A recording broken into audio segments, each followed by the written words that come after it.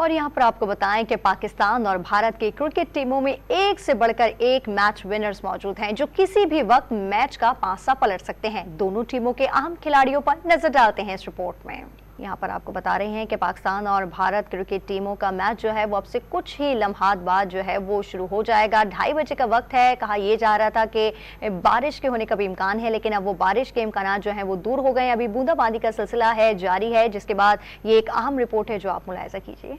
पाक भारत टीमों में एक से बढ़कर एक शाहकार, मैच विनर्स की भरमार, टीमें भी शानदार। पाकिस्तानी कप्तान बाबर आजम होंगे मरकज़े निगाह। फखर जमान, मोहम्मद रिजवान, इमामुल हक भी कर सकते हैं हरीफ बॉलिंग अटैक तबाह। भारतीय कप्तान रोहित शर्मा, विराट कोहली भी लगा सकते हैं रन्स के अंपार। शुभमन गिल, सूर्या कुमार यादव जारहाना बैटिंग के हैं माहिर। इफ्तिखार अहमद, शादाब खान और मोहम्मद नवाज ऑलराउंड डिपार्टमेंट की जान है।